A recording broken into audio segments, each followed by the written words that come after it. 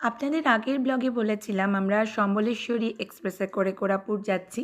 Sambaleswari express অনেক অনেক বেশি সময় নেয় যাবার জন্য। মানে যে রাস্তাটা আমরা যাচ্ছি সেই রাস্তাটায় প্রায় 24 ঘন্টা সময় লাগার কথা নয়, কিন্তু সেখানে অনেকটা সময় নেয়। আর তারপর লেট ফেট করে একটা তো যাতা অবস্থা, গাড়ির স্পিড দেখলে বুঝতে পারবেন।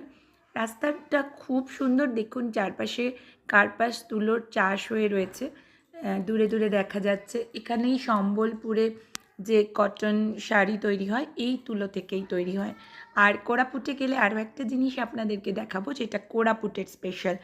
তো এই রকম ঢিকঢিক করে আমরা তো যাচ্ছি, আর ট্রেন প্রায় সম্বলপুরের পরে খালিই হয়ে গেছে। মানে কয়েকজন লোক আছে, মনে হচ্ছে যেন পুরো ট্রেনটাই আমাদের হয়ে গেছে।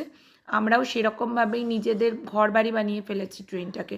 কোনো কেউ নেই চারিপাশে, আমরাই কয়েকজন যাচ্ছি যারা কোরাপুট পর্যন্ত যাব। তো আমাদের এই পর্যন্ত,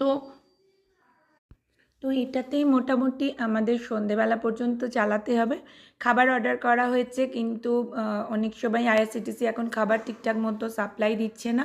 মাঝে মাঝে প্ল্যাটফর্মে যেখানে অনেকক্ষণ দাঁড়াচ্ছে আমরা ঝুপ করে নেমে পড়ছি, কিছু খাবার দাবার কেনাকাটা করে আবার উঠে ট্রেনেই বসে থাকছি।